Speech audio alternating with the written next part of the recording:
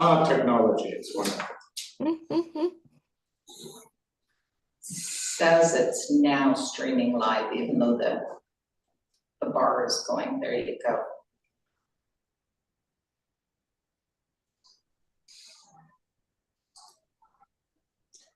Well, thanks for attending, everybody. Welcome. Especially thanks for attending on such a beautiful day. I'm sure we could be doing other beautiful things outside. We're doing a very special guest here today. I would like to call the meeting to order, and as is our custom, I'd like to go around the table and have people introduce themselves. Samir, can we start with you? Samir Thapa, City Planning. Wayne Scharfenberg. I'm introducing him. Committee member. Derek Willow, committee member. Sierra, Mushroom Support. Dave Perry with Public Works. Diane Morrell, Accessibility Coordinator. Carol Magnan, committee member. Don McConnell, and we have a very special guest with us today. Herca Luoma, Autism Ontario. I'm a Diamond summer student with the city. I am Derek Hart, committee member. Thank you very much. And joining us online is Lisa. Lisa Vezzo Allen, City Council Representative. And welcome as well, David. Thank you. Just the only comment that I have today is that we do not have our ASL interpreter today. Leslie is on holidays. So we do miss her, but on the other hand, it's hard to deny somebody for holidays.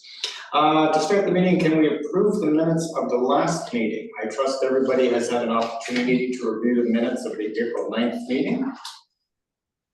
Are there any questions, comments, errors, omissions? Can we get a mover and a seconder for that? I'll move. Moved by Diana, seconded by Derek. And all those in favor? Thank you very much. As is our practice, and actually I think it says of our legal requirements, does anyone have a declaration of a conflict of interest? Once again, a declaration occurs when the committee is making a recommendation or a decision on something that you or a member of your immediate family has a financial interest in. Seeing none, we're going to move on. And today we do have a presentation on autism from Erica Luoma. How close am I? Pretty good? Pretty good, Luoma, yeah. All right, who is the Fund and Volunteer Coordinator for the Northern Region for Autism Ontario. Erica, can I just turn the meeting over to you? Sure. We have a slide deck. Don't put that in there if you have money in it. Don't put that in there after money is in it. Money is dirty. Thank you so much, Don, and thank you so much to the committee for allowing us to attend. My name is Erica Luoma, and I'm a mom of a 22-year-old autistic son and neurodivergent myself. I'm a Fund and Volunteer Coordinator with Autism Ontario.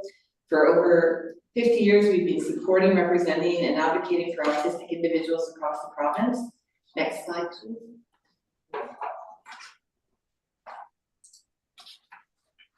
Today, we're going to cover an introduction to autism and neurodiversity.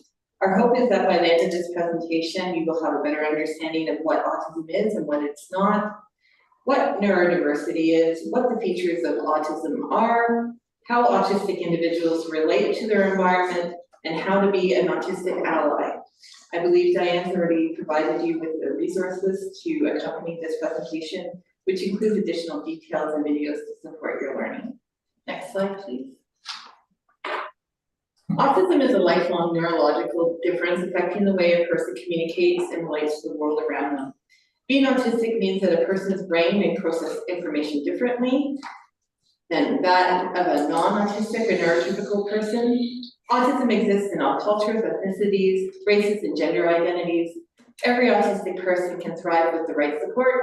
Autism exists on the spectrum, and the amount and type of support a person requires varies greatly. And lastly, autism is a type of neurodiversity. Next slide, please. Autism is not caused by vaccinations or parenting styles. Although the cause continues to be unknown, some scientists suggest that both genetics and environment play a role.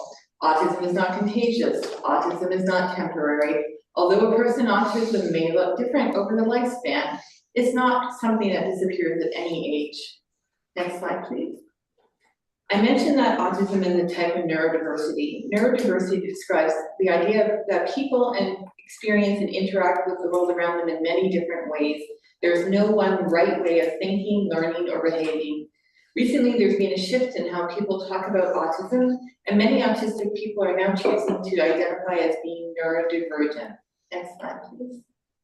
Before we talk about the core features, it's important for us to discuss language when talking about autism. How we talk about autism is an important and ongoing conversation because the language we can use to educate and empower also harms and stigmatizes. In the past, autism was often spoken about using the clinical or medical model that defines autism as a disorder. However, many autistic people prefer the terms neurological difference or condition, which removes the negative association with the word disorder.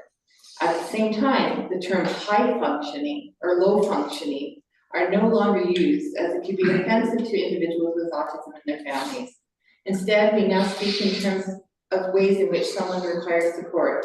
Every autistic person can thrive with the right support, and sometimes it takes time to know what those supports are. Sometimes those supports need also change during the lifespan with different people and through different situations. Next slide, please. In the past, people have used mostly person-first language, meaning that autism could be separated from the person. Examples include living with autism and person with autism or person on the autism spectrum. More recently, research has shown that autistic people prefer identity-first language because it reflects the belief that being autistic is an important part of a person's identity. This means that currently, autistic person is preferred terminology. Self-advocates and scholars support the shift towards using identity-first language, such as autistic person, as it takes the focus away from something being wrong about the diagnosis of autism. At Autism Ontario, we have a language statement specifically about this conversation, and you can find it on our resource list. Although the research says that most autistic teens and adults prefer the term autistic person, it's important to understand that each person may have a different preference for how they would like to be identified. Autonomy and self-determination are the most important aspects to consider when talking about autism. It's often best to ask the individual directly if they're comfortable in telling you how they would prefer to be identified. Next slide, please.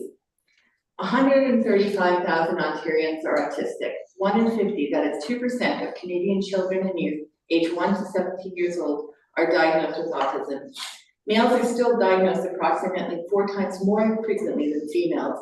Reasons why includes harder to spot in girls. It may also look different in girls.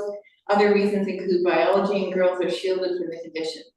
This graphic depicts the cover of a larger report released by the Public Health Agency of Canada. The link is at the bottom of the slide deck if you're interested in reading the whole report. Next slide, please. A clinical diagnosis of autism is based on 2 different features or criteria. Those are challenges in social communication and restrictive and repetitive behaviors that may include differences in sensory processing and focused interests. Every individual is unique. Our CEO likes to say, if you've met one individual with autism, you've met one individual with autism. The characteristics associated with autism can be grouped into 5 categories: intense focus or interest, sensitivities, routine and repetition, communication difficulties, and social impediments. Depending on the person's age or stage of life, their presentation of these features may be different. It's important to remember that each person may display some, all, or none of these characteristics. It is important to recognize each person as an individual. Next slide, please. When we talk about social communication, we are talking about the set of skills for interacting with others and the world around us, the how and why behind used language. Autistic people have differences in various aspects of social communication, including reciprocal social emotional interactions, as we have with others, such as taking turns or back and forth. For example, autistic children may struggle to share or play with other kids. Autistic teens may have difficulty understanding social cues or sarcasm. Autistic adults may not respond appropriately to the emotions of others. They also have difficulties with nonverbal communication, such as making eye contact or standing too close or too far from someone. Because of these differences, autistic people may struggle to develop or maintain relationships. Next slide, please. The other core feature of autism based on the diagnostic criteria are restrictive and repetitive behaviors. An autistic person may engage in stereotype or repetitive motor movements such as repeating words or phrases or having stimming behavior. We actually have a resource about stimming that talks about how and when you might want to intervene with these behaviors and why you might not need to, and you can find it in the resource list. An autistic person may also have difficulties with adapting to change and may prefer to stick to a strict daily routine. An autistic person may experience sensory differences. And lastly, autistic people sometimes have an intense focus or special interest, but we're going to talk about that more in a minute. Next slide, please. Many autistic individuals have what we call over or under responsiveness to sensory input. Over responsiveness means that a person experiences sensation more than others. They may become easily overwhelmed with sounds, lights, smells, touches, tastes, and they may avoid this sensory input. Under responsiveness means that the person experiences the sensations less than others. They may not respond the way we would expect to pain or temperatures or other sensations. Often people who are over-responsive may avoid sensory input. They may be a picky eater, avoid certain textures or tastes, they may be sensitive to certain materials or tags on their clothing, or they may become overstimulated in their environment. In teens and adults, this may look like someone who's unable to cope with crowds or really loud or bright spaces like the local pool. These feelings of overstimulation can be exhausting, and autistic people may come home tired, less focused, or agitated because they've been using all their energy to cope with the sensations around them. Alternatively, people who are under-responsive may seek out sensory input. They may stim in different ways, such as making noises or spinning. They may seek visual input by lining things up or look at different objects from different angles. Those who are under-responsive may also benefit from weighted blankets, compression clothing, and other sensory tools. Next slide, please. For more information on sensory differences and sensory integration, Autism Ontario has 2 video series that you may want to check out. There is a mini-series by our occupational therapist called Exploring the Senses, and we have an experiential video series called The Sensory Experience. Both are available in the resource list and also on YouTube. Next slide, please. Almost all autistic children develop focused or intense interest in specific topics. These sometimes include trains, maps, animals, video games, and comic books, but the possibilities are endless. As with the neurodiversity movement we talked about and the shifts in language, there has also been a shift in how we talk about focused, special, or intense interests. Historically, before they fell under the restrictive category, these fixations were thought of as a negative thing. Now we're starting to talk about how these interests can be strengths and how focused interests can improve social, emotional, and fine motor development. Neurodiverse adults talk about how special interests help them build meaning and purpose in life and building relationships. Next slide, please. We are going to shift our focus now to mental health and co-occurring conditions.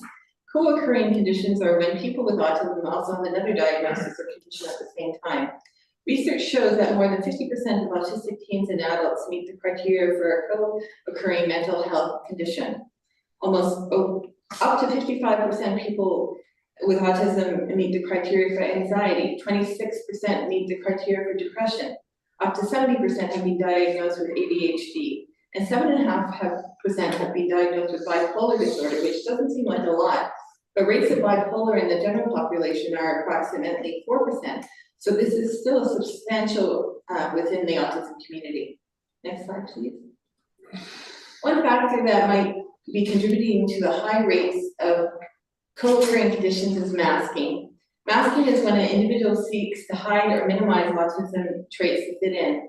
Autistic people may sometimes feel the need to present in a certain way, for example, suppressing stimming behavior that the person finds calming, or perform certain social behaviors like making eye contact or hugging a relative or making small talk to hide their neurodiversity.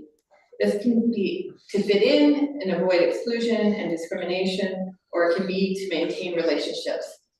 Autistic people have reported that they often start masking at a young age when they first notice they are different from their peers, and this continues into adulthood. Masking is the autistic person's resourceful way of trying not to look different. And unfortunately, sometimes autistic people feel they have to mask to be successful in job interviews, academic settings, and other high-stakes social situations, such as making this presentation today. Next slide, please. As with the discussion of language and neurodiversity, the conversation about masking is always evolving and research is just emerging. Autistic adults and youth are beginning to speak up about the negative effects of masking. They are speaking out about how to try and fit into social norms of neurotypical culture, and the pressure to hide their true selves is mentally and physically exhausting and ultimately harmful. Some autistic individuals may feel that when they are successfully masking autism traits to assimilate, others may not consider their support needs to be as important or necessary. Research has shown that masking can be associated with increased signs of anxiety, depression, and other more serious consequences. It is related to higher rates of autistic burnout, which results from chronic life stress and a mismatch of expectation and abilities without adequate supports. Autistic burnout is the new term used to explain the exhaustion that autistic people can sometimes feel when they do not have the right supports to thrive in their environments. And lastly, autistic adults have indicated that masking negatively impacts someone's perception of themselves and their self-identity. One autistic adult stated, "Life is masking, masking is life." Masking can have a profound impact on how autistic people interact in their world, and external pressures can leave people feeling lost and confused about who they are. Next slide, please.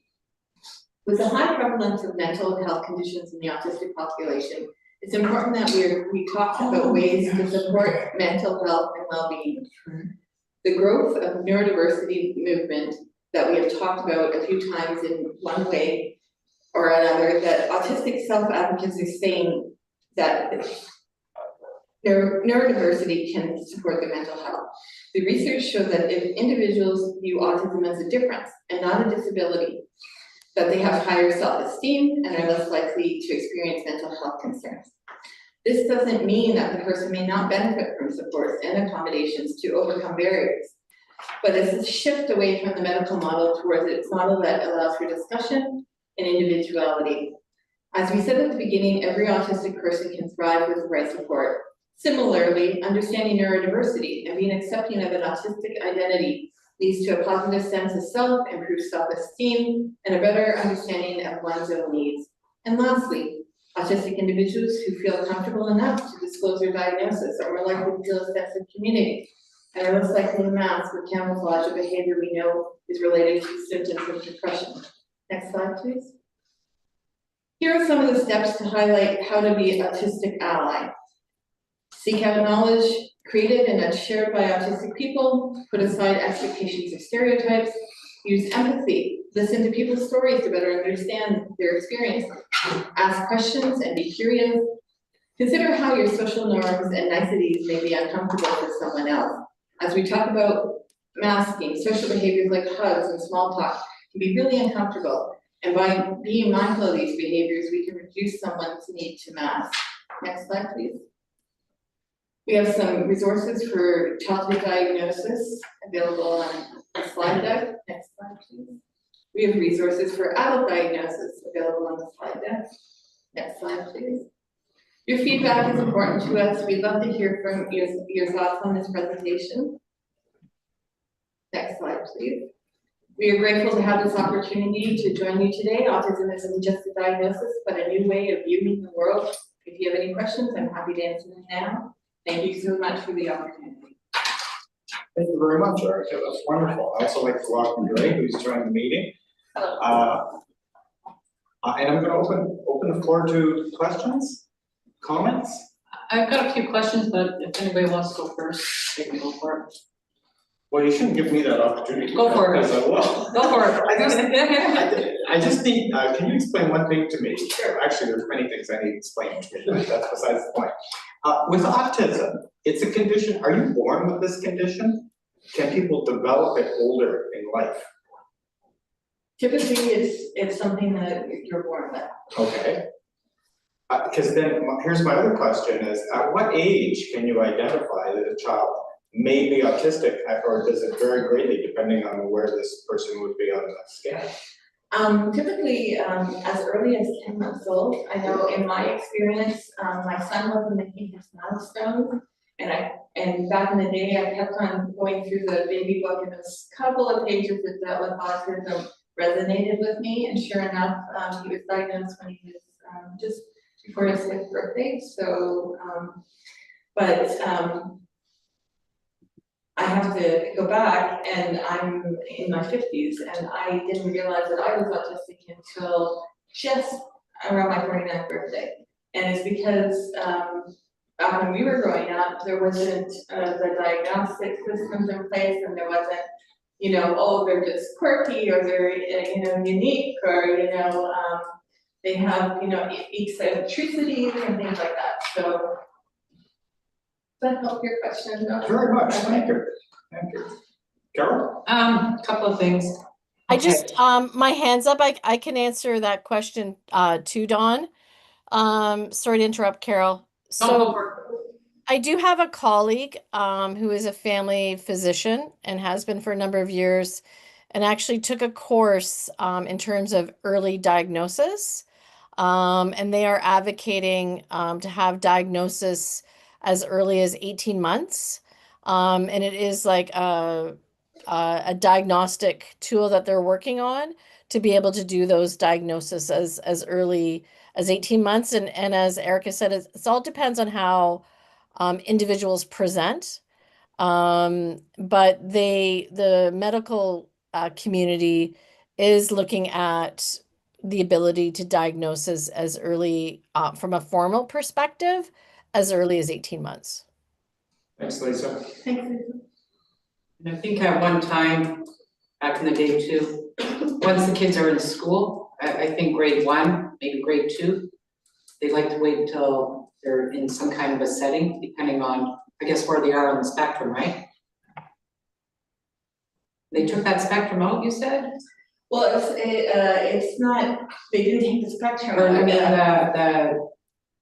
I can't remember what it's called, the chart, Yeah, well, basically. high and low. Yeah, so it used to be high functioning, low That's it, functioning, yeah. now it's low support needs, meaning they can, you know, live with not a lot of supports, and then high support needs, those that need, you know, activities of daily living, health and things like that, so that's how we, just in a positive spin, we wanna focus on what they can do and support what they can do versus dwelling on their functionality. So, because the language seems to have changed over the years, right?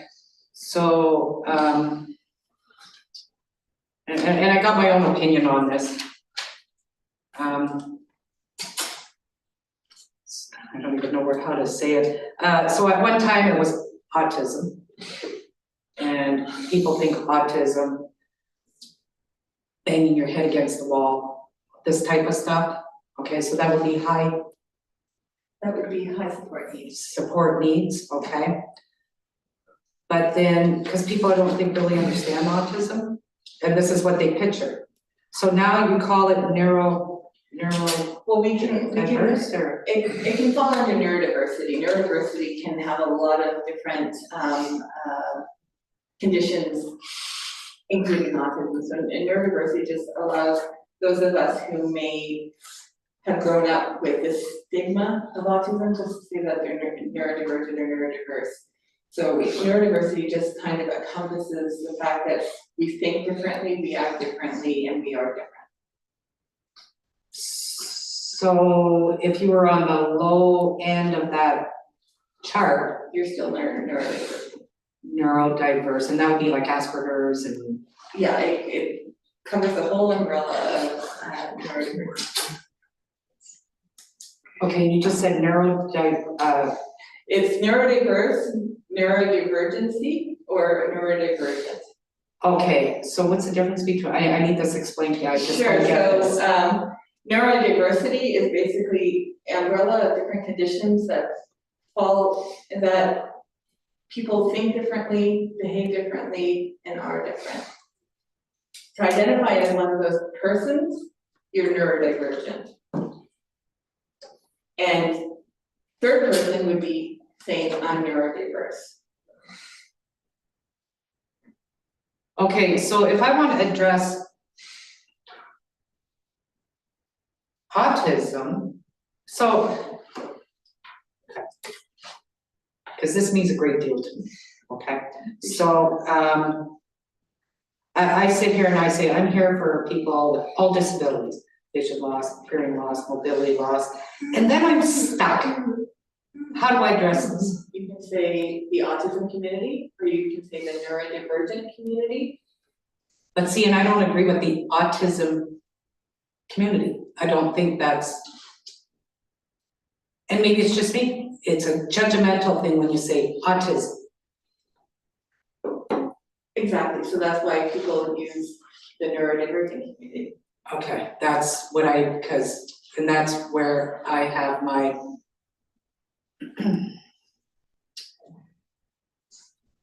autism. Like it's, I know lots about Asperger's. I know a little bit about autism. My thinking is people that I know with Asperger's, they actually got things right in life. They know how to do things right. They're more intelligent than anybody I know anywhere. And you know what, just because they do it one way, that's actually, if you think about it, is actually the right way. It's everybody else that's got the problem. Okay, so it's like, it's a script. 1, 2, 3, 4, 5. That's the way you're supposed to do things if it's done properly. But then you've got the people saying, but these are the normal people, right? And normal is not really the right word, but are they really normal? Or are the people with Asperger's, they're the normal ones, they really know what they're talking about, and they actually, just because they do it the way it should be done, and everybody else is doing it the wrong way, or putting all their own little turns into it, which causes a lot of issues with everybody else. But if actually everybody was Asperger's and they did it the way it's supposed to be done, then I don't think there'd be an issue with anything.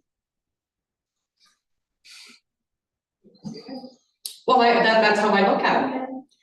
Because the people that I know with Asperger's, man, oh man, they'll out-talk anybody, and everything they actually do say, they're right. So Asperger's and falls under the autism spectrum umbrella, so. Yep. At the other end. Makes life interesting, doesn't it? It certainly It does. certainly does, They call it neurospicy, yeah. yes. Oh. So, I mean, if you want things done right, with no questions asked, sometimes that's who you should be going to go get to do these things, you know? So, and that's kind of why, and I know it's a form of autism, and I know this is a conversation that's been going on for years. Sometimes I wonder, maybe they're not using the right categories. I don't know. So when I address it, I kind of want to do it the right way. Like I said in my presentation, one of the right ways is just asking, if you're talking to an individual with autism or neurodivergent, just ask them how they want to be referred to. But a lot of them don't like people knowing that they. That's true. Other questions? Yeah. Sorry, Carol. Yeah, I wrote a couple things here, but I don't know what I wrote. I was writing them down. I need somebody to Yes. tell me what I wrote. Okay, so you wrote autism title and then colors and percentage. Okay, so what's the percentage of people do you feel are okay, I want to get this right, neurodiverse? Yes. Okay. Like I said in my presentation, there's 135,000 Ontarians with autism.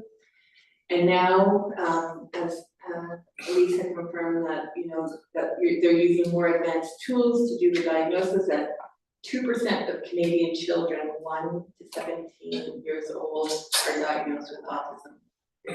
So you have a neighbor, you have a niece, you have a friend who has a child with autism. So it's becoming more prevalent, and like the improved tools and the more early recognition, early diagnosis. That assists in us knowing how many autistic individuals are out there. Okay, the other thing too, because this is the Accessibility Advisory Committee, so the things that we do try to make the city accessible. Is there anything that maybe we're doing wrong? For instance, or maybe we should take into consideration is, so I wrote down colors, because I'm just gonna use this as an example.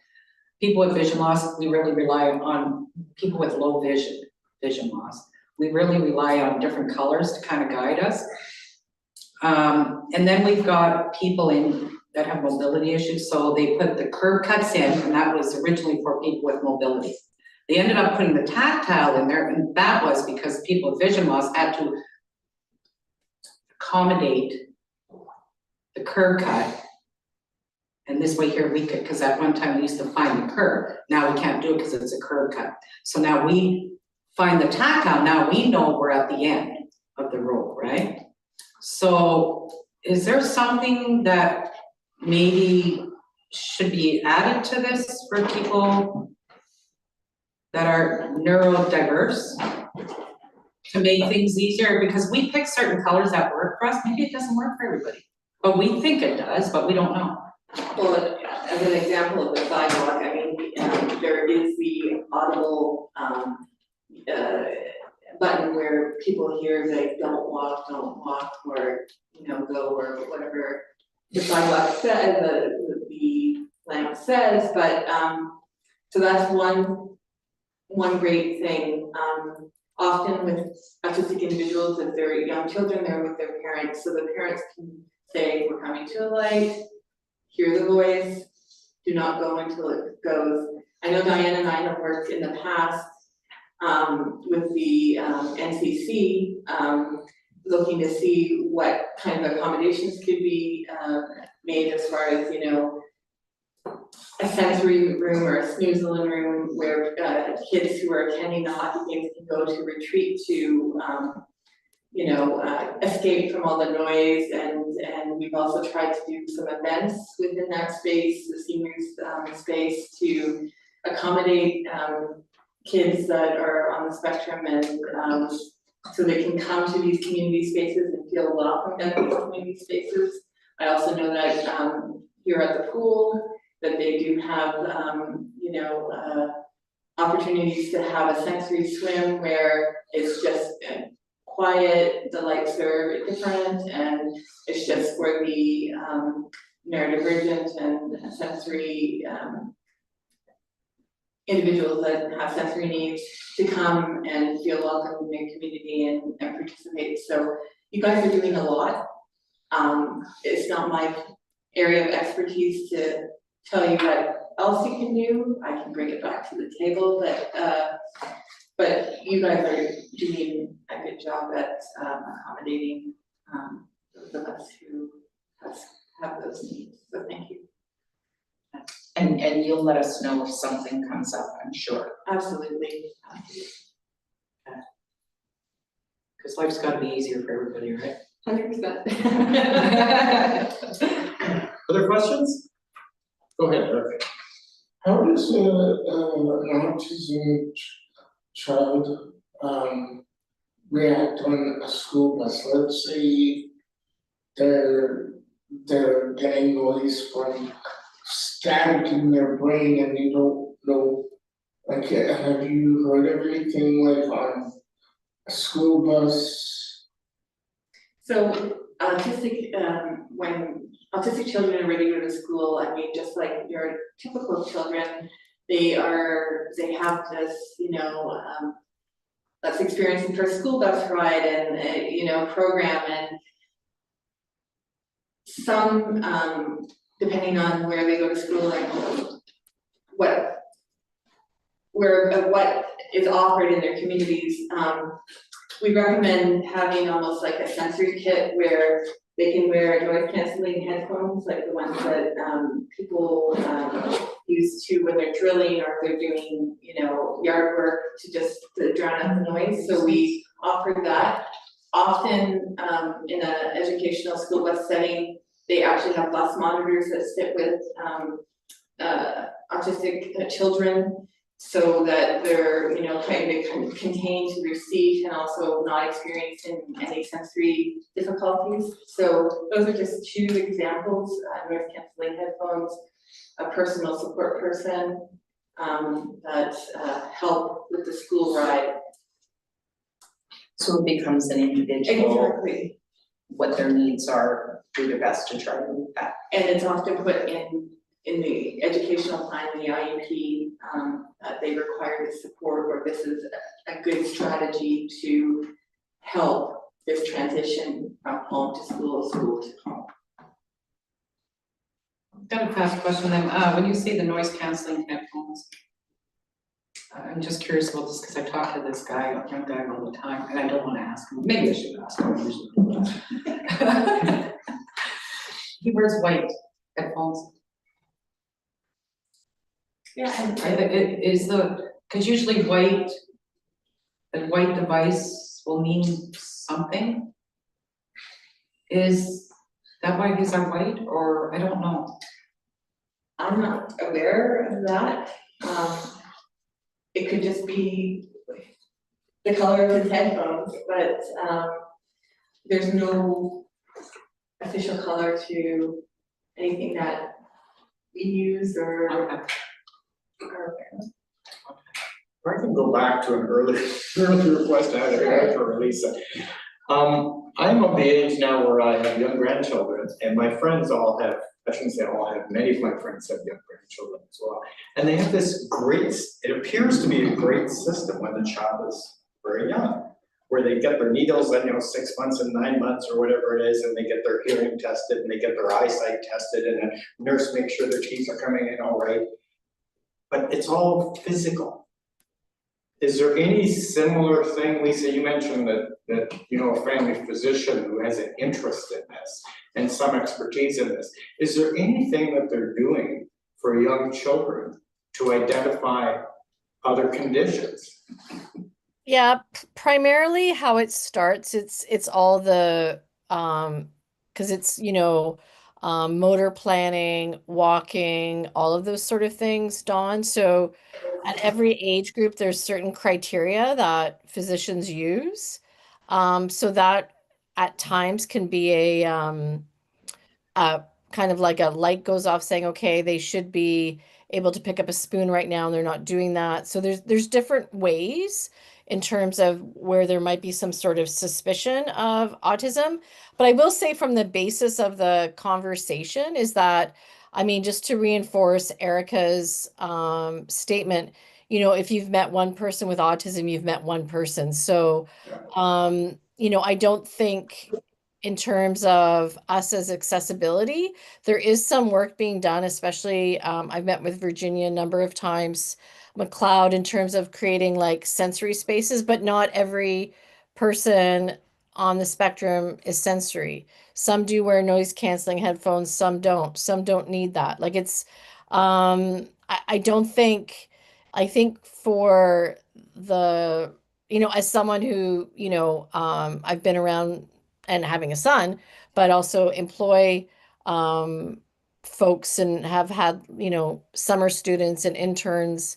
Everyone is very different. So, Derek, Derek's questions about school buses. Some kiddos are just fine. Some need an aid. Some may wander. Like it's a whole thing. I think the most important thing is that we advocate that whatever their needs are, that they are adhered to, that individual education plans are adhered to, that we have resources available, and all of those things. But and an autistic person will tell you how they want to be addressed. My 22-year-old is very loud and proud. It's like, I'm a 22-year-old autistic man. What do you want to know? And a lot of his colleagues are the same way. So I think in terms of how we address it is we realize that more work needs to be done, especially in terms of advocacy, especially in terms of the lifespan. 18% of those living in shelters self-identify on the autism spectrum. ODSP rates aren't going anywhere. They're really, I'm taking part of another Disability Services Ontario housing forum next week. The last one really wasn't that useful. So I think in terms of us as accessibility committee, I think we can take a look at what we have with the municipal autism resources that we have on the website and take a look at what we can do better in terms of advocating across the lifespan. And I think that's a really important thing. And just be aware that there isn't a one size fits all in any regard on any age in terms of that. So that's my rant for right now. Thank you, Lisa. No, that's really good. Thank you very much. That's a really good Dawn, summary. I Yes. think Dre may have something to add Go ahead, Dre. about your Sorry. question. Yes, if you have a child 0 to 6 that you are concerned about their developmental progress, whether you think it's autism or not, you can contact Thrive, 75759-1831. Can I have you spell that? THRIVE. Thrive Child Development Center. Yes. So you can call through the front desk, press 2 for referrals. We have something called a Smart Start Hub where we can talk to you about, not me personally, but talk to you about where your child is on their development. And we also have a program called Infant Child Development Program, where your child can come in and spend an hour or so with one of our workers, and they will sort of test everything, your communication, your mobility, your play skills, all that stuff. And they'll be able to tell you where they are at. And if we're concerned about autism, if we're concerned about intellectual disability, we have a wait list for children to get tested for that. So we can also put them on that wait list. That wait list is a bit long, it's about 1.5 years. But it'd be better to get your name on a list now. Thanks, Ray, that's helpful. And when these kids get older, once they reach a certain age, like 18 or maybe 16, I don't know. The resources, are there gonna be more resources than there have been in the past? Well, we like to say autism doesn't end at 18. That's right. It's the goes the span of the lifespan, and we do actually have, Autism Ontario does have an adult support scheme. And we direct you to resources, to different programs that exist in the province, as well as have some programming and events in certain areas of the province, and resources available to make sure you thrive and live a better life as an autistic adult. I just think more people out there should understand it and pay a little bit more attention to it. I think the more information out there, the better. Yeah, and your best bet in terms of public services for adults with autism would be community living Algoma. In terms of, housing, income support, jobs, that sort of thing. But see, here again, okay, it's the word autism. So if you're describing all this, is it autism you would use, or would it be neurodiverse? I mean, under us, we would need, like the autism, to qualify for certain services, you would need that autism diagnosis, but if people want to be referred to as neurodiverse, that's fine with us. That's fine, but for our. Or it still goes by the title autism? Yes, Like- for our purposes, they would need that to qualify, or something like intellectual disability or whatever. Not services that Thrive, just services that we do in Oklahoma. As far as I know, I don't want to speak for them, but. Yeah, because it's just so different. They're just so different, but yet the same. Yeah. So that's- neurodiverse would be the best word to use.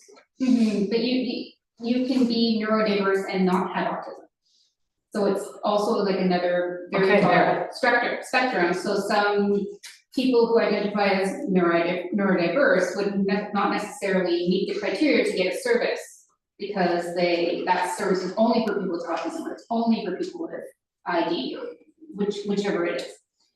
Oh man, I'm all confused now again. It's kind of like people with ADHD that also refer to themselves as neurodiverse, however, we won't qualify under anything that the needs for autism or any of the supports for autism. But a majority of people with ADHD end up having Asperger's, which is part of autism, But not everyone, but not everyone. cause I have ADHD and I don't have Asperger's, but my mom and my little sister both have ADHD and they both fall on the spectrum.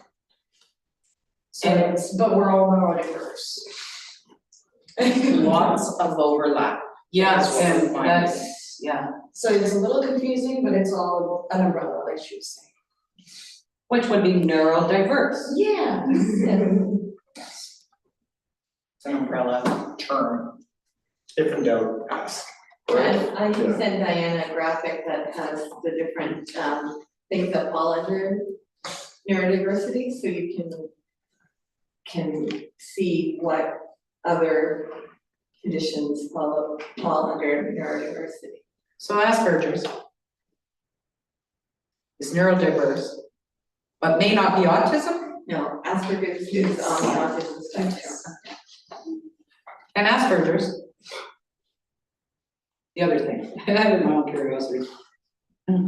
Asperger's, because it was originally from a German guy, that's his last name, right?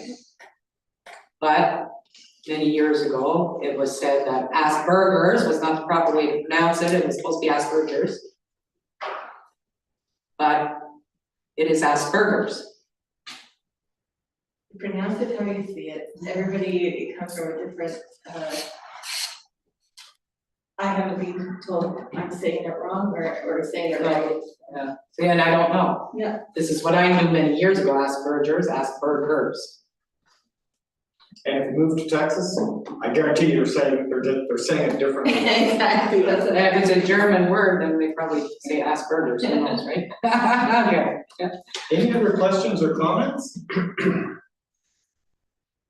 Eric, I want to thank you for your presentation, that is terrific. We have a few other matters on the agenda we're going to do with. You're welcome to stay. But if you want to leave, nobody's going to be offended. Alright. Thank you very, very much, that was wonderful.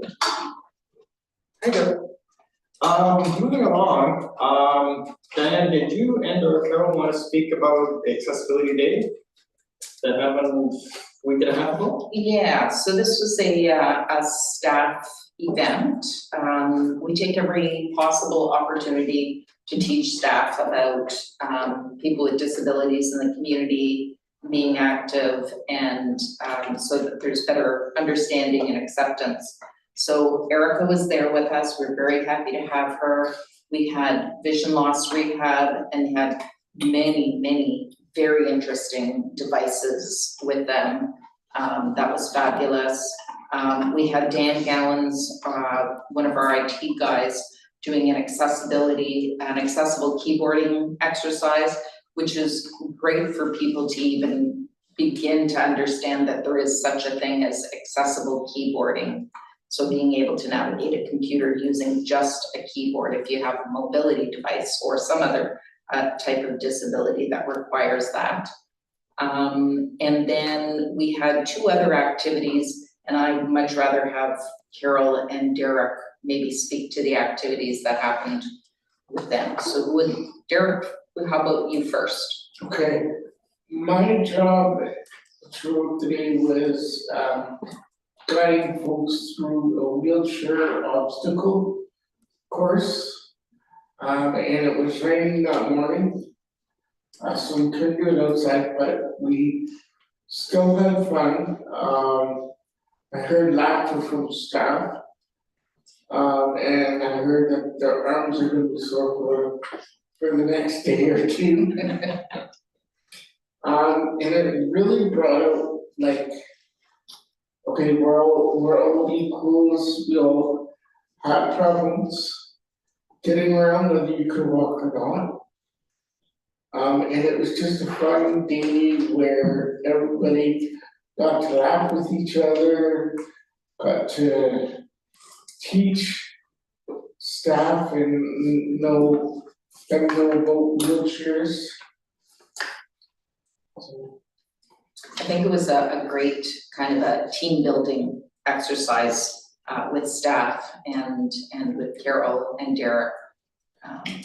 So I think we built some friendships along the way. Oh, yeah. Thank you, Derek. And I don't know if you wanna talk for Wayne, because he was out there with the walker. Yes, I didn't see any of it, so I don't know what happened there, so I can't speak to that. So I can talk about the vision loss, so I had a bunch of white canes and blindfolds, and the city staff lined up, they lined up, and they put their blindfolds on, and we had all the students bringing them through the 5th floor, they even went into city chambers and did the whole loop, and really, I think their eyes were opened up a little bit. But what I'll do is I'll pass it over to Dan, because he did the walk with a blindfold and a white cane, and he can give us his opinion. Thanks, Carol. It was, yeah, it definitely brought some barriers to my attention. It was difficult. One of the things I found that I didn't expect was how sore my hand got using the cane, because I wasn't used to that kind of motion. So that was interesting, but definitely understanding the barriers that people with vision loss disability go through. It was really rewarding for us. Oh, and I did want to point out when we were in the city council chambers, Peter was sitting, I don't know, I guess it was we walked up the ramp, and I guess we were behind where the cameras were, and I think city council was in front. And I think Peter was over there somewhere down below, I think. And as we're walking along the railing, along the top where the cameras are, and the white cane gets stuck because it gets, and then kind of slides down, because there's no white cane guard there. And Peter says, oh, I guess we never noticed that. I guess that's gonna have to be fixed. I says, yep. So it's just little pointers that people really don't realize, you know, what can happen if you have vision loss until you kind of experience it. And unless it's pointed out, you really don't know what to look for. So it was one thing that was, I didn't even catch it, he caught it. And just to make things safe. I thought the day was just great. I thought it was great. Yeah. Thanks very much. Yeah, thank you. Diane, do we have anything further on the transit optimizations consultation and accessibility plan? Yes. Can you give the committee like a 30-second update on where that is? Yeah, and it's actually more of an information piece that right now the transit optimization plan is, they're still working on I think they were coming up with 3 different options, or a few different options anyways. But it's not ready for public consumption yet. Therefore, there isn't a presentation here today. And this being our last committee meeting until September, there will probably be a special meeting called so that we can receive the information. It was offered that we have the AAC attend an open house, but I requested an individual presentation for the committee. Because it can be very difficult for people with disabilities to meet in a public open house when there's all kinds of people around and you can't see or you can't get by people. It's a very different experience going to the open houses. So there will be something. I don't have an approximate date. I don't know if it'll be the end of June or the beginning of July. I'm not quite sure, but I'll let you know. And that, I was thinking if we're holding a special meeting that I might also have the accessibility plan ready to go at that time. I did have a first draft done, but it's gone out to staff and it's come back with a few revisions. So we'll see if that is ready at that time, that'll be part of the meeting. Otherwise, that will be for September then. So that's the first update. Can I bring up Diane's comment that it is so hard because they give you sticky notes to write some suggestions down at an open house, but it's like, yeah, how do we get our ideas down, and it's just too hard to do. I absolutely agreed. And, you know, that when a room is full of people who are upright, from a mobility point of view, it's kind of an uncomfortable experience, and then I'm sure it is as uncomfortable as it is for people with vision loss to try to get through crowds of people as well. So I think it's important that we receive the consultation at a meeting. So is this the meeting that they were supposed to have in June? They had one a couple months ago, and then they were gonna have one in June, and then Yeah, when they another were one. coming up with potential options, because they looked at all of the information, they compiled, you know, feedback from the public. They analyzed data from transit, and the routes and the ridership and everything. And they were gonna try to come up with some more than one anyways, 2, 3, 4 different potential options, and then bring it back up for public consultation. What do you guys think of plan A, B, C, and D? And that was supposed to be in June, but that's Well, it may be in may June. still be. Okay. They're still working on it, so it may be the end of June, it might be July. I don't know when that is yet. Okay. Yeah. And we'll know. A lot of people are asking me about it. Oh, there will be a full public open house again, but I'm requesting a special meeting for the accessibility committee. Dan, I think that's a great idea, really great idea. Yeah. And I also want to thank you for all the work you've done on our accessibility plan. And just for the benefit of the other members here, I know that the accessibility plan is not just sitting with Diane. What happens is you have to kind of get buy-in from all the other departments as well, so it takes time.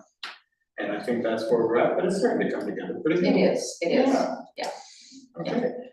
Are we ready to move on? Any other comments on that? We do have some follow-up or on Carol's audible pedestrian signal report, and Dan is here to join us today. Dan, did you want to make some comments on that, or? Sure, thanks, Don. Okay. So on Tuesday, city staff met with the site plan subcommittee to discuss the APS report in detail. So thanks to Carol, Derek, and Dawn for your contributions during that meeting. It was relatively fulsome. I think by the end of it, it was about 3 hours in length when we were done, Carol. So I think first, maybe I'll just start by addressing some of the common concerns or comments that were brought forward, you know, over multiple locations, and I can go into some of the specific locations in more detail. So one of the more common concerns brought forward were the sounds were not loud enough at many of these locations. So staff increased the sound levels at all locations. So this is for the locator tones as well as the audible signals. The length of time provided to cross was insufficient. So we had a pretty fulsome discussion about that. So at an intersection, the total time to cross includes the walk phase, and that's followed by the clearance phase. So visually, that is displayed as the walk symbol, which would be like the silhouette of a person. And then that's followed by the flashing hand symbol, which we call like the flashing don't walk, or the clearance phase. Excuse me, the flashing hand means don't walk? No, That's the clearance phase, so that means the signal will be changing. So audibly, that's displayed with sounds such as like chirps and beeps. So the visual or auditory walk signal indicates to pedestrians that they will have sufficient time to cross the intersection before the signal changes. The audible walk indication is only active during that designated walk phase. So the rationale for limiting the audible signal to the walk phase includes kind of two rationales. One is safety considerations. So extending the audible signal into the clearance phase could inadvertently encourage pedestrians to start crossing during a period where there is no longer enough time to cross and it may not be safe. And then also from an auditory clarity perspective, restricting the audible signal to the walk phase only helps maintain a clear auditory environment, allowing pedestrians to better hear ambient traffic sounds essential for orientation and safety. So all of our intersections are programmed with that clearance time. So that's the flashing hand from a visual perspective to be at least 1 second per meter of crossing distance. So for example, if it's a 10-meter width to cross a road, that clearance time is at least 10 seconds. Some locations are equipped with even more time than that. So in the locations, so what we agreed to in our meeting was in the locations where there is more time set aside for that clearance interval, we'll take that extra time and add it to the walk time. So that would provide additional beeps and chirps for people with vision loss. We're also working to set the audible indications so they do not end on half a beep or a chirp. That may take a little bit more time because it's gonna take a little bit of fine tuning each location just to make sure that we're ending at the right tone. So those are things that we're committed to doing. So now for some of the specific locations, I'm just gonna go through a few of the intersections that. Dan, can I leap in here for 1 minute? Because I just wanna make sure we all understand this correctly. I'm going back to Diana's question here. So when you see the little Walkman up there, that means it's okay to start crossing, right? So you start crossing and then it switches and you've got the hand is waving at you, it's flashing. 3 steps in and the hand, it's and waving. it's like, do I turn around and go back? No, that means you still have enough time to cross, Right. but don't start. So Is that basically the Yeah. key? Okay. So all of our intersections are timed where if you start walking when the walk phase is present, you'll have enough time to get to the other side of the intersection. And that is appreciated because before, standing there, and I have to look up here, oh, good, it's green, turn around, now I have to find the step down. And by then, that hand is going, and I'm going, I guess I have to go back. Understood. So the clearance phase is one. The sound will really help. That's right. So the time for the clearance phase is the timing that we pay the closest attention to, because that is what we need to give the pedestrians enough time to cross the street. Okay.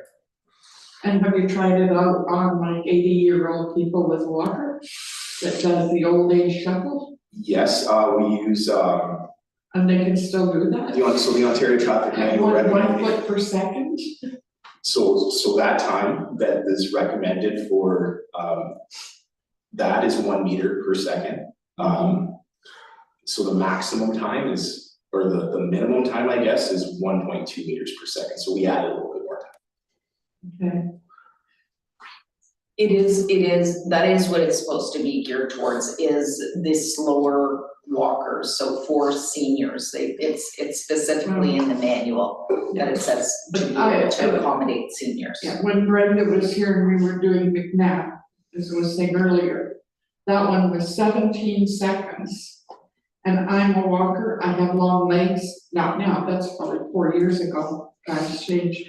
I could not get there in 17 seconds. So Across that road. was the signal changing? Literally had to run, and Brenda said, no, this is good, like 17 is plenty of time to get across. Well, not for me, it wasn't. Okay, so we, like I said, we are using the 1 meter per second. However, if you don't feel like some locations are not sufficient, we're happy to look at them. Yeah. But when we're looking at changing timing for signals, we have to look at the whole transportation system as a whole. While taking that into And I'm consideration. thinking more like, I could walk then, I had a good stride, and I found it difficult to do it in 17, and I'm thinking, how about these people that are with their walkers that are really doing the old age shuffle, which now I'm into that phase. We don't walk as fast as we used to. Understood. Sometimes when you change one signal, it's all timed together so that Yeah. traffic keeps flowing, you don't end up with a bunch of traffic trapped between 2 lights. So it's very well timed. Right. And it can be very challenging to change one, not to say that that pedestrian who is slow at crossing the road doesn't have the priority. Yeah. But it just, they say, well, traffic will back up if we give them any more time to cross, etc. I mean, people, Right, if it's- 17 seconds to sit and wait for the light to change and they're all, I know. crazy. Drivers are very impatient. Road rage, you know. If there are priority areas though, specifically, because it can't be done everywhere I know, in and town. I get it. However, if Yeah. there are priority areas, that can be looked at. Yeah. Yes, certainly, so send those. So there are a few locations that that I'll be discussing in a little bit more detail here, that is one of the concerns, so I'll be able to discuss a little bit more. Here we go. Okay, so now, like I said, I'm gonna go through a few specific intersections now. I'm not gonna go through every single one in the report, or else I think we'd be here until about 5 o'clock, so I'll try to go through it as quickly as possible. So Queen Street and Pine. So at these locations, there was 2 locations, I believe, at the southwest and the northeast corner. The push buttons were not lined up with the path of travel. So that's something that we'll be moving, so they are lined up properly with the path of travel. Trunk Road in Black. This was brought forward as a concern that the time to cross Trunk Road was insufficient, so we're gonna be looking at that to see if we can add additional time to cross there. There's also we're also gonna be looking at making some improvements to the pavement markings, specifically for that slip lane, trying to cross the southbound slip lane from Black Road onto Trunk. That seems to be a relatively challenging crossing there for. Dan, excuse me for leaping in, but I think you're gonna have to explain what a slip lane is. So that would be the lane that kind of goes. So if you're traveling southbound on Black Road, for all the vehicles that would like to turn westbound onto Trunk, there's a dedicated lane just for that. That's kind of like free flow traffic onto Trunk Road where you merge. There is a pedestrian crossing there, and it's a challenging crossing because the vehicles are traveling relatively quickly through there. Okay, Trunk Road and South Market. All of the accessible pedestrian signals units are being changed out there. They're all basically due for replacement. We're just waiting for the equipment to be delivered. There's also some recommendations from a traffic impact analysis associated with the development at 207 South Market Street that we're going to be implementing as well as part of that. McNabb and Willow. So one of the concerns was crossing McNabb Street is insufficient to get across. So we're going to be looking at doing what we can to add some time to that crossing. And Carol also advised us in the meeting that the push buttons at these locations are also often covered by snow in the winter. So we're going to be adding that to our maintenance responsibilities throughout the winter. So we have a team that cleans off bus stops and intersections, and we'll make sure that they're watching for making sure that the push buttons are accessible throughout the winter. Wellington Street West and St. George's. Once again, we're going to be looking to see if we could add additional time to cross St. George's. That's an interesting intersection because the crossing there is relatively long because the 2 roads are not at 90 degrees to each other. So that intersection, we're going to try to add additional time for the crossing there. Second Line West and Coral Road. That intersection would most likely benefit from some larger capital improvements and some geometric improvements. But in the short term, we're gonna look at improving some of the line painting at that intersection. We're gonna investigate if we can push the stop bars back a little bit. So this would be for the eastbound traffic on Second Line, seeing if we can get them back from the crosswalk a little bit. And then also improving pavement markings for the crossing there. Second Line and Pine Street. Once again, we're going to look to see if we can add a little bit more time crossing Second Line there. That's also been a concern. Plus, it's a pretty high pedestrian volume at that location with a high school and other housing in the area. Great Northern Road and Third Line. This is similar to the South Market intersection where all of the APS units have to be replaced this year. We're just waiting for the units to be delivered. So as soon as they come in, we'll be updating that intersection. So those were the specific ones. There were quite a few deficiencies that were noted in the report, from a maintenance perspective that I can say staff have been able to address. So they're updated as of, the let's say May 23rd till May 29th. If anything has, become deficient since then, we're always open to, getting additional work orders called in for those locations. So we do appreciate anything like that. And then finally, we also updated our inspection sheets for the APS locations. So if it's okay with Don, I'll go through the inspection sheet as well. So at each intersection, we're gonna commit to providing performing inspections twice yearly. We think the best time to do that would be in the spring, right, once we get through the winter, because we do typically see quite a bit of damage to our APS units through the winter, and then also in the fall. And so at each intersection, we're going to be looking at 7 different things for the north and south crossing, and then also for the east-west crossing. So those items are going to be locator tone sound level. So what we're doing here is ensuring the locator tone is loud enough to be heard above ambient noise for easy detection. Then we're going to look at push button accessibility. So what that means is we're going to confirm push button is not obstructed and is accessible for all users. The third is going to be push button functionality. Where we're going to verify the push button reliably triggers the signal with appropriate feedback. So that could be sound and vibration. Fourth is securely, are the units securely attached to pole? So check that the push button assembly is firmly attached and secured against tampering. Fifth is activation of audible signal. So that's ensuring the signal activates as intended with button press or auto timing. Sixth is audible signal sound level. So verify sound is clear and audible and loud enough to be heard above ambient noise. And lastly is audible signal duration. So we're gonna get the technician performing the inspection to provide the time in seconds that the audible signal is activated. So we believe that performing these biannual inspections will ensure that the APS units are functioning as intended, but as infrastructure across municipalities all over Ontario, they are susceptible to deficiencies. So we're open to, like I said, any other deficiencies that are presented throughout the year. We're going to address as soon as we can. Thanks, Dan. Questions or comments? I got a comment. I'd like to thank Dan. He's in this position. He just started it in November, and he really listened. And I think we can move forward positively on this. And thank you, Dan.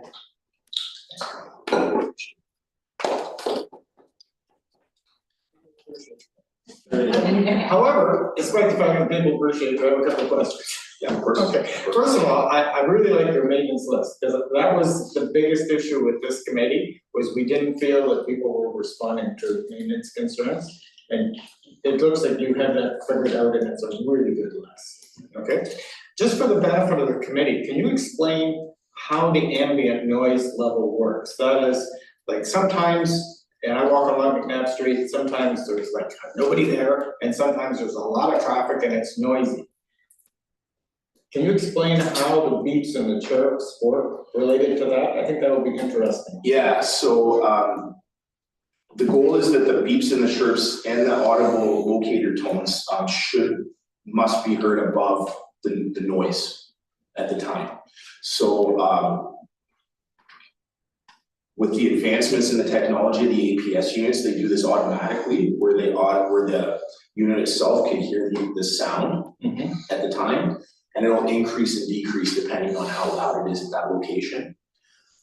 Some of the older units though, we do just have to program for the loudest. So that does cause some issues with people that are nearby the units sometimes where they are too loud. But as the technology improves and as we're able to switch these out, then the goal is to have the units do this automatically. So what the staff's gonna do is just verify and make sure that they actually are doing what they're supposed to be doing, and increasing and decreasing with the sounds at the time. Perfect. And I do have one other question, and that is, what you've been dealing with are basically maintenance issues. Right, for getting everything to work the way it's supposed to work and making improvements where we can. Is there a policy that says, here's the city's standard for audible pedestrian signals, or traffic signals generally, pedestrian crossings generally, that we follow? Should we develop one? And here's my question, is there a policy out there, do we have one, or can we get one that says, here's our standard policy? And then this committee could take a look at it and go, that's a great policy, or here's a suggestion. Yeah, I think a policy for the APS is definitely something that staff would support. And I think it's, providing that direction is really important for people with questions and to ensure that staff are maintaining the units to the level that is expected from the committee. So I think that would be supportive. And it creates a standard so people who are using it, people who have accessibility issues, know what to expect when they get to an intersection. Yeah, so the APS technology has been changing relatively quickly from what I've done with my research. So I think the technology now is in a pretty good spot where developing a policy around that new tech would be worthwhile. Thank you. Can we count on your assistance with that? Absolutely. I think if the committee wants, Diane and I can work on that through the summer and hopefully have something early winter, late fall. Yeah, somewhere in there. Diane's very busy on other matters as well. Dan, I want to thank you for attending today. I really, and I want to echo Carl's comments. I feel that we're really making good progress here and we're moving in the right direction. People are feeling good about this. So thanks very much. It's a pleasure to work with you too, Dan. Thank you, Derek. Appreciate it. And thank you for the comments that you've given us. Thanks, Dan. If I could just add something, Dawn, and I know we were talking about autism. So in terms of the crossing times, for some of our folks, as soon as the warning comes out, they go back. Mm-hmm. So there's an interesting excerpt from one of Temple Grandin's book, and of course the dog's barking now, that says, it's all about teaching someone how to cross the street, especially as a younger individual, that if you teach them to cross the street at one intersection, that's only in their memory, and like to transfer that skill to other intersections is a difficulty. So that might be a cool thing that maybe traffic with the local regional coordinator could kind of do, and with Thrive, do a crosswalk kind of exercise. But in my own experience, I definitely have seen that. One time in particular was the fair was going on and going over to the Pee-wee, and I dropped about 5 young folks off that were between the ages of 16 and 17, and they were all self-identified as autistic, and they wouldn't cross because as soon as they pressed it, it would like go for 3 seconds and then, or 10 seconds, and there was a group of people. So there definitely is nuances, not just from our obviously our folks with mobility devices and seeing and hearing, but also there are some nuances with crossing the street when you're neurodiverse as well. So I think it would be kind of a cool project for some involvement. I'm just gonna put that one out there. Thanks, Lisa. Lisa, if you can remember your thoughts on this, I just jotted down a note and I'll check in with you about this I'll and see remember. what we can figure out. I think I may have had this conversation before with folks. Yeah. Okay. Yeah. I would Thanks, still like Lisa. to see that down green instead of yellow. Then, as we're brought up, green means go, red stop. Well, so it's the walking man, and then it's a Yeah, but red the 3 seconds. flashing, Yeah. and then it's a solid red hand. Yes, during the red flashing, you're already in the intersection, Right. you've got enough time to Yeah. keep going, but if you have not entered the intersection, do But if you go not even start. to kindergarten in school, when they're teaching them, green means go, yellow means caution, like you have to watch, you have to maybe, and red means stop. Yeah, and that's a provincial So, standard, so So that's all if the that same. flashing hand were green, then as you go, okay, the walking man comes up, okay, great. The flasher's green, green, green, so I can go, go, go. Yeah, I think the challenge with community specific implementations is we have to remember to be consistent across the province. So that, yeah, it's a good idea, but I can see the challenges with it. So if there are changes to be made, that would be with the province and with probably the built environment, provincial standards, provincial accessibility standards. So when they come out with their next recommendations for this is what the changes we think need to happen, that's the time to comment on that and say, oh my gosh, this is such a problem for everybody, anybody with disabilities, Exactly. that it's difficult to know, to understand. Yes, yes. I just got an email from Standards. They have a grant going, and if anybody has an idea for a grant, you can contact them. Maybe that's something they can work on as a grant to test it out, who knows? Sorry, what? Carol? I just got it today, it was It's from who? Standards Canada or something, I'll share it with you guys after. Okay. So they're offering a grant, if anybody has some kind of an idea or something that they wanna work on. They'll go through them, and if they find one that might sound interesting, they're offering a grant to whoever qualifies for it. Perfect. Yeah. That may have several possibilities. Well, that's. If you could send that to us. I will, yeah, so it is to maybe change some of the standards and stuff, right?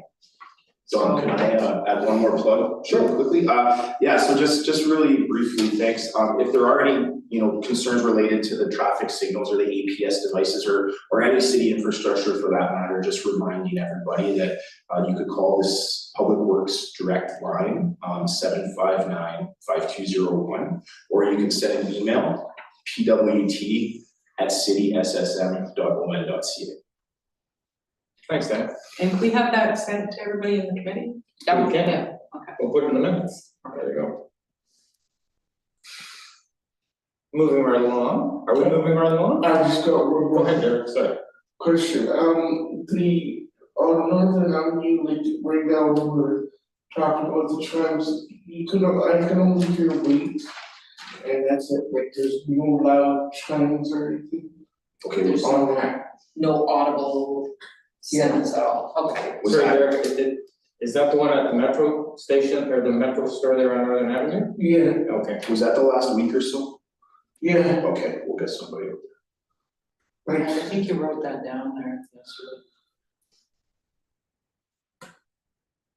Tuesday. Tuesday, right? Yeah, Tuesday. are we getting counter ones for the Northern Avenue thing? Oh, the visual countdown timers? Yeah. I would like to request that if possible. Okay, so this is the intersection Northern Avenue and Great Northern Road. That's the one you're talking about? The one right beside the PV. Oh, the I metro understand. one. Yeah. So the intersection of Northern Avenue, Great Northern Road, the developer of the new Cara building committed to installing or having those units provided to the city to install. Okay, But then the Northern Avenue at the Peewee and the Metro intersection, that's something we could look into. During the site plan subcommittee meeting, we also discussed the Northern Avenue corridor, specifically the Northern Avenue Great Northern Road intersection and the Northern Avenue and Peewee/Metro entrance intersection for some larger capital improvements in those locations. Engineering is currently looking at that and working on some design ideas, which would be presented to council later this year prior to budget.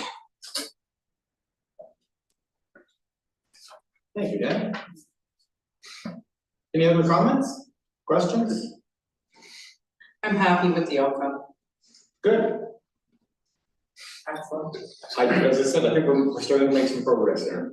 We have two other matters left. One is Diane has presented us or provided us with a summary of our barrier removal update funding for this year.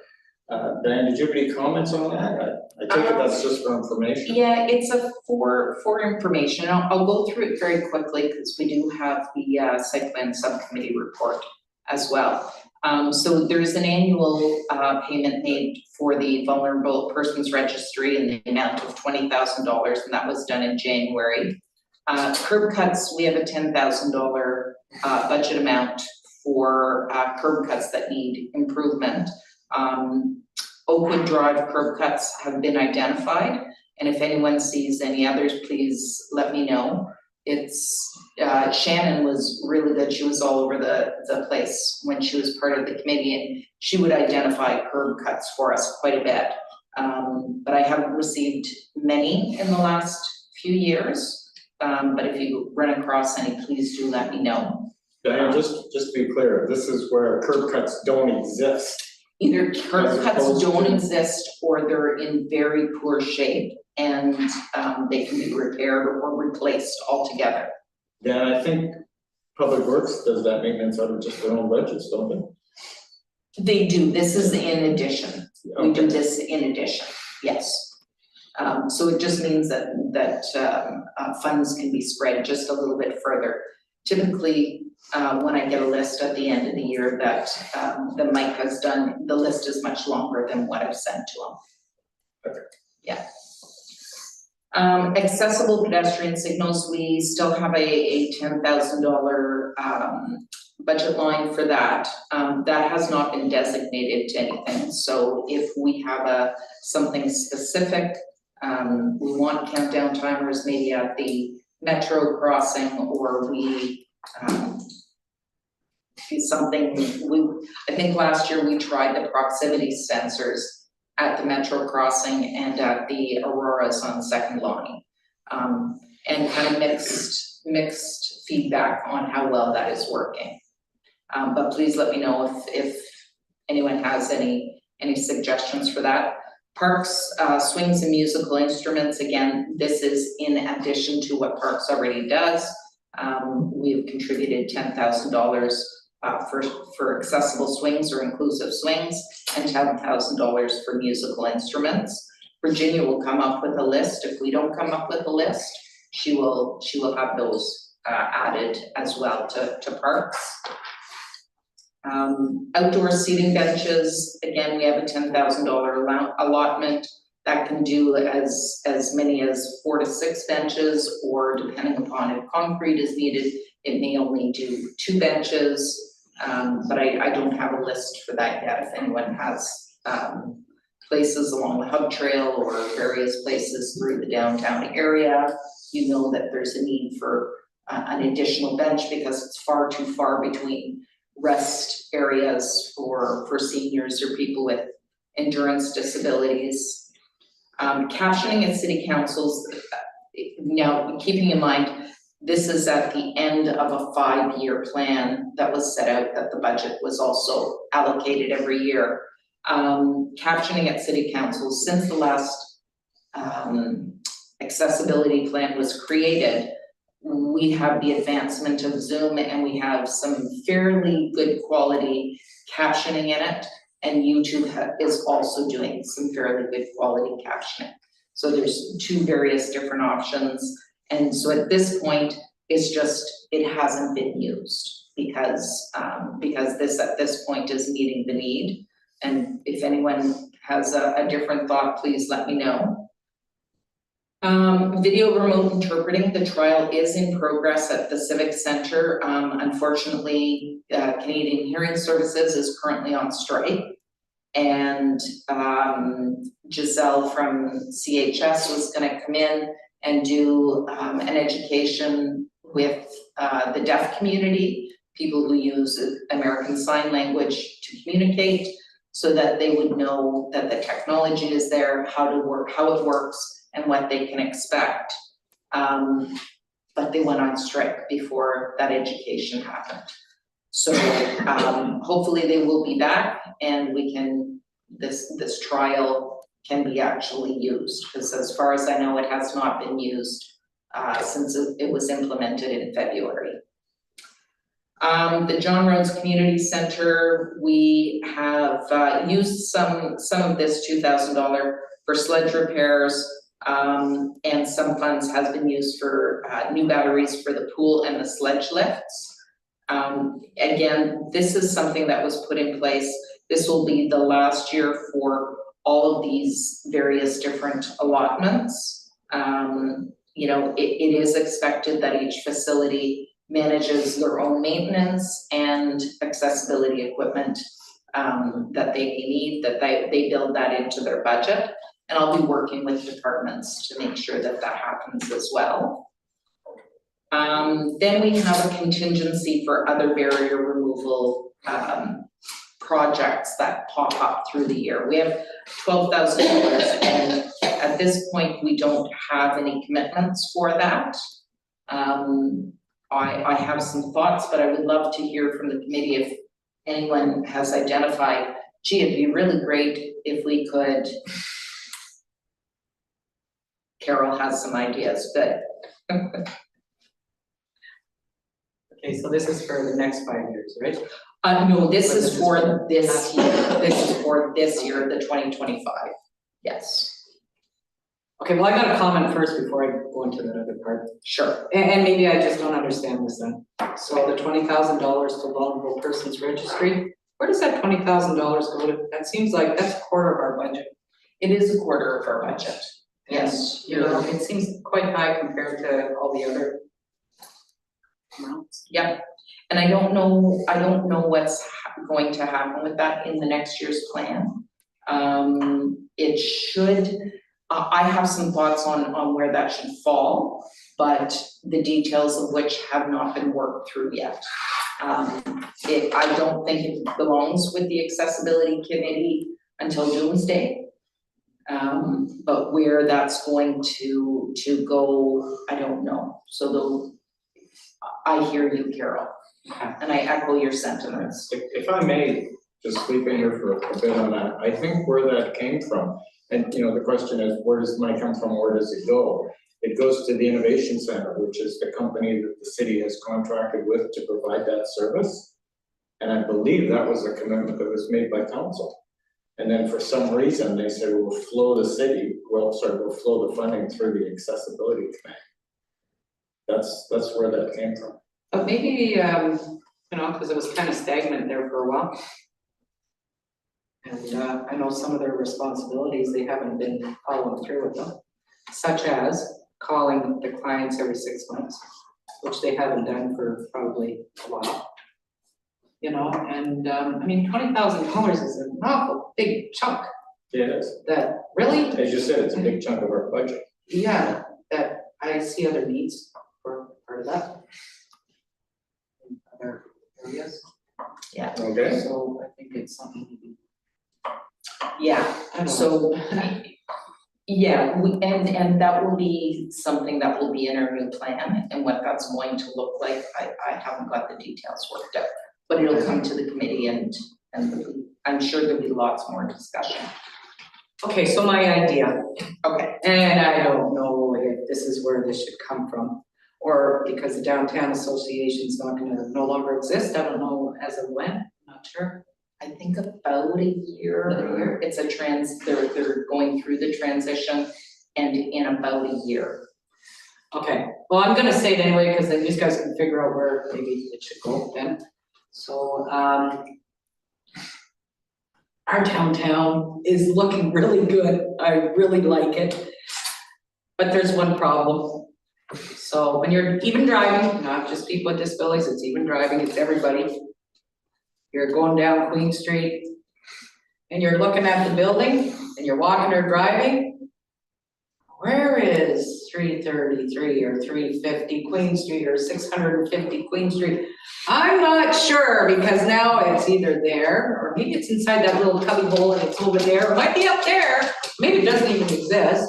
So you can't find the address anywhere, and if you are, you might cause an accident, or I might bump into a pole or something, you can't find the addresses. But wouldn't it just be so nice that as you're walking or driving down Queen Street at just the perfect level, there is a plaque on each building, black on the outside, white on the inside with black numbers, posted all at the same height, all the way down Queen Street. So when you're driving, you can find it, when you're walking, you can find it. So just a thought, and I think it would look really nice, and it would kind of make everything just kind of go together. But I don't know where that budget, who would pay for that? Well, we could potentially, you know, this could be an idea from the committee if you wanted to use the 12,000 budget. I don't know how far that would go. But even if they had the students do it in, I don't know, one of their classes or shops or something like that, they can make them. Or, I'm not exactly sure, but I think it'd just be easier for everybody to find the ad. First of all, I can't see the addresses anyway, it's gonna be right there in my face. But if it's at a certain height, a certain size, it is in my face. You know, and people driving the pair bus, the city bus, and all this here, even a car, they'd be able to find it. So maybe that's a downtown association thing, but I mean, I'm not sure. I did bring that, I did send that to the downtown association. Okay. But I don't think they ever really picked up on it. Okay. Because I think there were a lot of businesses struggling with a lot of different things at the time. And to get everybody on board with doing the same thing in the same way, in the same place, it just didn't get really picked up. But the suggestion did go. But it would look really nice with our newly designed and painted excellent garbage cans that we will be having downtown that'll be fully accessible that people can find, right? Well, wouldn't you think? It would blend kind of nice. I was thinking, even if we did it on the corners, like as part of the street signs, at least you'd be in the right block. But they're already That there. would help a lot. Those are already there. Are they? You got the block numbers. No, not the block numbers, like just that this is between The number between. 350 and 420 Queen Street East. Then you know if you're in the right block, then. Yes, But then I gotta go to every door until I find the right one. well, Basically, yeah, Yeah. but at least you're in the right block. at least you're in the right block. Yeah, but I don't wanna spend the next 3 Like hours some of going to these, the right door. some of these places, for whatever reason, have no number, and Exactly. I went in and I asked them, what is your number here, because I need to try and find this number, and I need to know whether I go this way or this way. He goes, I don't know. Yeah. It was a confectionery type store. It just would look nice, I think. It would streamline more. Well, Our sidewalks are streamlined, would kind of match. yeah, Is that something, I'll do it. They give me the material, I'll do it. I figured painted in the sidewalk. disappears in the winter, unfortunately? The heated sidewalk. I'll even do it on Lisa, go ahead. posters. Yeah. In terms of Carol's comment, so a couple of different things. I think if us as the accessibility committee could make a recommendation and a sample, not physical, of what it would look like, where you can get it done, what the requirements are for a fully accessible number sign. The only issue, Carol, is that storefronts are all very different. All the buildings are different. So to have it in, you could make like a recommended spot, and that's something that we could do at the accessibility committee level. And then if we wanted to say, you have to, you know, if you do it, we can offer you $50 reimbursement after it's done, or 100, like, I don't know how much this would cost, but I think in terms of uniformity, just because of the diversity of all of the buildings, that would be difficult, but it could be recommendations as to possible placement. This is the type of sign that we've identified. This is, you know, what the parameters are. I think that would be much more effective if we give people the information. But because you're dealing with individual building owners, it can be a bit tricky, but I think if we give them the pathway of how to get there and what's recommended, then I think that would go huge results rather than just, like I think we could do that as the accessibility committee, not just downtown, but other, business areas in terms of signage of their numbers. Okay.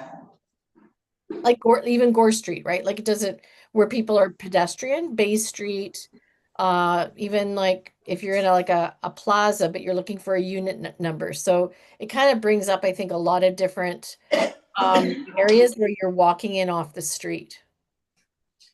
Right, yeah. Is everybody in agreement with that suggestion?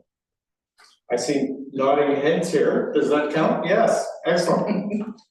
Do we need a resolution on that, or Diane, is that something we can look at and Yeah, get back in the quote? let's formalize it, Okay, and then we can work on something. Lisa, can I put you down as the mover? Diana, are you okay as the seconder? Perfect. That the accessibility request staff, accessibility committee, accessibility advisory committee requests staff to look into the possibility of standardized accessible civic address signage for Queen Street in the downtown area. All carried? Everybody vote? Perfect. Samir, I'm glad you supported that too. We're all good with that. Okay. We have one other matter to deal with, and that is the site plan subcommittee report. Diane, what's our timeline today? I think we are good right until 4 o'clock. Okay. Our Parabus riders will have to dash out at 4.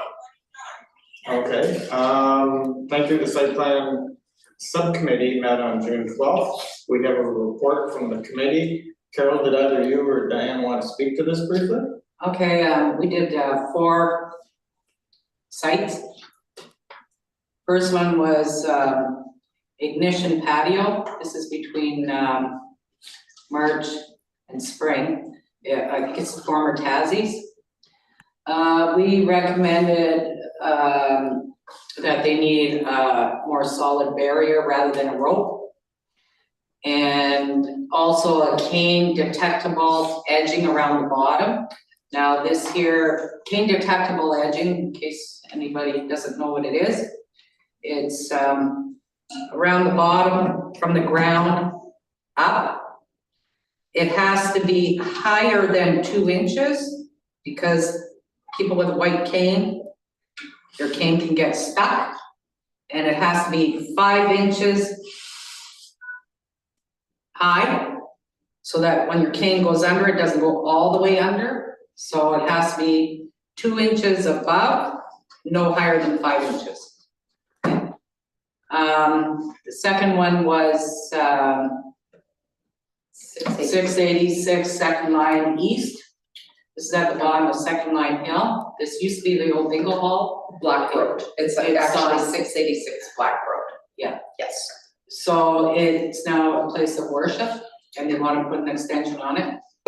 We recommend that on the inside, if they do any painting, to paint colors that people with vision loss can distinguish the doors from the windows.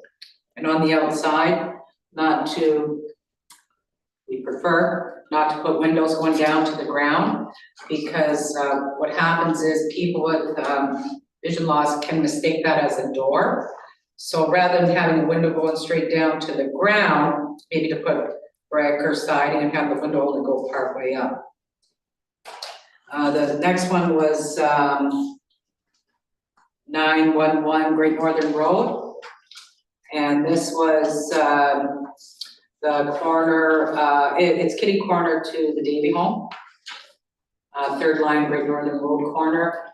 And it's a little office space and it joins with car lot and repair place, but we had no comments on that. The next one was 104 Rankin Road. And this was proposed, it's a school that's closed. And they're proposing to make it residential residential places in it and also add 3 additional buildings. Couple of comments on that was, barrier-free parking. They wanna make sure that it abides by the zoning bylaw. The other one was outdoor amenities, to make sure that they follow the guidelines of public spaces. And then, there's a, kind of a walkway going to Robin Street to make sure that it's accessible. And then to make sure that there's a path of travel to the bus stop and to the building. There's also a path somewhere going around the building, but it may cross over the parking lot to make sure anything that crosses over the parking lot, to make sure it's painted, to make sure that drivers know there's a pedestrian crossing there. Anywhere there's an entrance or an exit, to make sure there's no steps to go up and down. The other thing was the Parabus, to put maybe a Parabus drop-offs spot. And to make sure that there's a curb there, so that when the ramp opens up from the Parabus, it lands on that curb, so that the ramp is more, because there's a problem with the ramps, sometimes they're too steep. This here will make it at a good level that the chairs can get off of it nice and smooth. And then also to make sure 15% of the units that they're gonna have, 1 bedrooms, 2 bedrooms, and 3 bedrooms, are all barrier free. Now, we have made a list of all the suggestions for all these suggestions, I guess, and we'll also submit that to them. Thanks, Carol. Did I forget anything, or? No, that was excellent. Any questions or comments? I have a comment. Your memory is incredible, Carol. Same, I was gonna say that too. House members? I couldn't have done it. That being the case, thank you very much, everybody. It's been a fun year so far. I hope everybody has a great summer. I'd like to once again thank Erica and thank Dan for coming to our meeting today. That was terrific, very helpful. And we'll see you all in September. Maybe in the summer, we might have a meeting, though. And until Diane calls another meeting, and we'll see you then. Yeah.